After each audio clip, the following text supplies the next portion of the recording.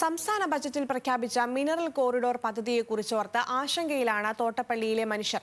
കരിമണൽ ഖനനം ശക്തമായാൽ വീണ്ടും പ്രതിഷേധിക്കുമെന്നാണ് പ്രദേശവാസികളുടെ മുന്നറിയിപ്പ്. ദുരന്ത നിവാരണത്തിന്റെ പേരിൽ കഴിഞ്ഞ സർക്കാരിന്റെ കാലത്ത് ഖനനം ചെയ്ത കരിമണൽ സ്വകാര്യ കമ്പനികളിലേക്ക് എത്തിയതിൽ അഴിമതിയുണ്ടെന്നാണ് വ്യാപകമായി ഉയരുന്ന ആരോപണം. സംസ്കരിച്ചു വിറ്റാൽ അന്താരാഷ്ട്ര മാർക്കറ്റിൽ സ്വർണത്തേക്കാൾ വിലയേറുന്ന തോട്ടപ്പള്ളിയിലെ കരിമണൽ, തോറിയമടക്കമുള്ള അമൂല്യ ധാതുശേഖരമുള്ള ഈ തീരത്തിന് നമ്മുടെ രാജ്യത്തിന്റെ ആണവോർജ്ജ സ്വപ്നങ്ങൾക്ക് കരുത്തു പകരാൻ സാധിക്കും.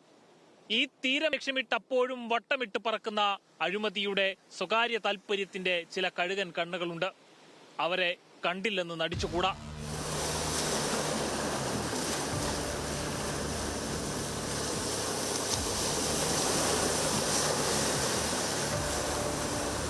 തോട്ടപ്പള്ളിയിലെ കരിമണൽ ഖനനം തങ്ങളുടെ ജീവിതത്തെ താറുമാറാക്കും എന്നുറപ്പായപ്പോഴാണ് നാട്ടുകാർ 5 വർഷം നീണ്ട പ്രക്ഷോഭം നടത്തിയത്.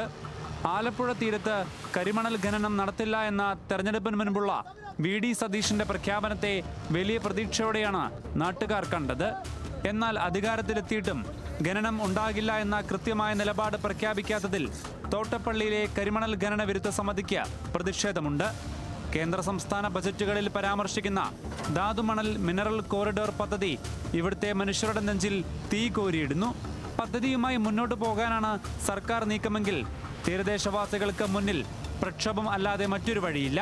അമ്പലപ്പുഴ എം.എൽ.എ. ആയ ജി സുധാകരൻ കഴിഞ്ഞ സർക്കാരിന്റെ കാലത്ത് ഖനനം നടത്തിയതിൽ വലിയ അഴിമതി ആരോപണങ്ങൾ ഉന്നയിക്കുന്നു.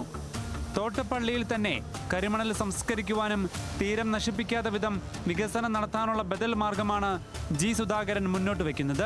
തോട്ടപ്പള്ളിയിൽ തന്നെ വടക്ക് ഭാഗത്ത് വലിയ തെങ്ങും പുരയുടെ അത്ര വലിയ തേങ്ങയൊന്നും ഉണ്ടാകുന്ന സ്ഥലമല്ല. അത് ഗവൺമെൻറ് എടുക്കാം, പൈസ കൊടുത്താൽ മതി ഉടമസ്ഥന്മാർക്ക്. എടുത്തു കഴിഞ്ഞാൽ ഈ ഫാക്ടറി അവിടെ തന്നെ സ്ഥാപിക്കും. അപ്പോൾ കടലിൻ്റെ ഓരോ നല്ല ഭംഗിയായിട്ട് ബണ്ടൊക്കെ എടുത്ത് സ്ട്രോങ് ആക്കി അതൊക്കെ പറ്റുമല്ലോ. സ്ട്രോങ് ആക്കി അവിടെ തന്നെ സ്ഥാപിച്ച് അവിടെ തന്നെ ഈ കരിമണൽ വേർതിരിച്ച് ഇതിൻ്റെ സമ്പുഷ്ടമാക്കുന്ന ജോലി അവിടെ തന്നെ ചെയ്യണം. അവരെ കൊണ്ടുപോയി കരിമണൽ മാത്രം വേർതിരിച്ചിട്ട് അവരെ അത് സമ്പുഷ്ടമാക്കുന്നില്ല, അവരത് വിൽക്കുകയാണ്. അതിന് അത്ര വലിയ വില കിട്ടത്തില്ല. സമ്പുഷ്ടമായി കഴിഞ്ഞാൽ അതിന് 100 മടങ്ങാണ് വില. എന്നാൽ ജി സുധാകരന്റെ ഈ ബദൽ മാർഗനിർദ്ദേശം അപ്രായോഗികമെന്നാണ് കരിമണൽ ഖനന വിരുദ്ധ സമിതി പറയുന്നത്. അപ്രായോഗികമായ കാര്യം, അൺസയൻറ്റിഫിക് ആയിട്ടുള്ള കാര്യം ഒരു ചിന്തയുമില്ലാതെ പറഞ്ഞാണ്. ചവറയിലൊരു ഫാക്ടറി ഉണ്ടല്ലോ, KMML-ൻ്റെയും IREL-ൻ്റെയും ഫാക്ടറി നിലവിലുണ്ട്. അത് തന്നെ നല്ല നിലയിൽ പ്രവർത്തിക്കുന്നില്ല. ആ പ്രദേശത്ത് ജീവിക്കാൻ പറ്റാത്ത തരത്തിലായി ജനങ്ങൾക്ക്. കാരണം അവരുടെ കുടിവെള്ളം, അവരുടെ ഗ്രൗണ്ട് വാട്ടർ, അവരെടുത്തുകൊണ്ടിരുന്ന കിണറുകൾ അതെല്ലാം മഞ്ഞ കലർന്ന പൊള്യൂട്ടഡ് ആയിട്ടുള്ളൊരു വാട്ടറായി. അവർ NGT-യിൽ കേസ് പോയിരിക്കുക. ധാതുമണൽ മിനറൽ കോറിഡോർ പദ്ധതിയിൽ നിന്ന് ആലപ്പുഴ തീരത്തെ ഒഴിവാക്കാൻ കേന്ദ്ര സർക്കാരിന് ഭീമാർജി നൽകാനാണ് കഴിഞ്ഞ ദിവസം ചേർന്ന യോഗത്തിൽ പ്രതിഷേധക്കാർ തീരുമാനിച്ചത്. ദുരന്ത നിവാരണത്തിന് LDF സർക്കാരിന്റെ കാലത്ത് 90 ലക്ഷം ക്യൂബിക് മീറ്റർ കരിമണൽ ഖനനം ചെയ്തെടുത്തെന്നാണ് ഖനന വിരുദ്ധ സമിതിയുടെ കണക്ക്.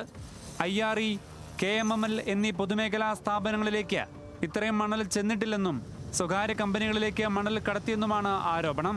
നമ്മളുമായിട്ട് യോജിക്കാൻ പറ്റുന്ന എല്ലാ കക്ഷികളെയും യോജിപ്പിച്ചുകൊണ്ട് നമ്മുടെ തീരദേശ പഞ്ചായത്തുകളിലെല്ലാം ഒരു ഓപ്പൺ ഡിസ്കഷൻ, വിദഗ്ധരെ സംഘടിപ്പിച്ചുകൊണ്ടുള്ള ഓപ്പൺ സെമിനാർ, ഇതൊക്കെ നമ്മൾ തീരത്തൊട്ടാകെ സംഘടിപ്പിക്കുകയും കേന്ദ്ര സംസ്ഥാന സർക്കാരുകൾക്ക് പുതിയ പദ്ധതിയുടെ ഭാഗമായി ആലപ്പുഴയുടെ തീരത്ത് ഖനനം പാടില്ല എന്ന് ഒരു വലിയ മെമ്മോറാണ്ടം കൊടുക്കാനുമാണ് ഇപ്പോൾ തീരുമാനിച്ചിരിക്കുന്നത്. ഏതായാലും ജനങ്ങളുടെ ഇടയിലേക്ക് ഞങ്ങൾ ഈ വിഷയവുമായിട്ട് ഇറങ്ങാണ്. ജനങ്ങൾക്ക് നല്ല ബോധ്യമുണ്ട്. ദുരന്ത നിവാരണത്തിന് എന്ന പേരിൽ കഴിഞ്ഞ തവണ ഖനനം നടത്തിയപ്പോൾ പരിസര പ്രദേശങ്ങളിൽ 17ലധികം വീടുകളാണ് തകർന്നത്. വീണ്ടും ഖനനം ആരംഭിച്ചാൽ ആറാട്ടുപുഴ, തൃക്കുന്നപ്പുഴ, പുറക്കാട് പഞ്ചായത്തുകൾ ഇല്ലാതാകുമെന്നും ഉപ്പുവെള്ളം കയറി കുട്ടനാട് കൃഷി യോഗ്യമല്ലാതായി തീരുമെന്നുമാണ് പ്രതിഷേധക്കാർ പറയുന്നത്. പ്രകൃതിയുടെ പേരും പറഞ്ഞ് വികസനത്തിനെതിരെ നിൽക്കാൻ ഇവിടെ ആർക്കും താല്പര്യമില്ല. പക്ഷേ ചവിട്ടി നിൽക്കുന്നിടത്ത് മണ്ണൊലിച്ചു പോകുന്നവന്റെ വേദന കേൾക്കാൻ ആ വികസനം കൊണ്ട് ഗുണഭോക്താക്കളാകുന്നവർക്ക് ബാധ്യതയുണ്ട്. ഇത് തോട്ടപ്പള്ളിക്കാരുടെ മണ്ണാണ്. ഇത് കൊണ്ടുപോകുമ്പോൾ അവർ ചോദിക്കുന്ന ചോദ്യങ്ങൾക്ക് തൃപ്തമായ മറുപടി നൽകാൻ ഏത് സർക്കാരായാലും ഏത് വ്യക്തികളായാലും ബാധ്യതയുണ്ട്. ക്യാമറാമാൻ ദീപക് ജേക്കബിനൊപ്പം അമൽ സുരേന്ദ്രൻ, ന്യൂസ് മലയാളം, ആലപ്പുഴ.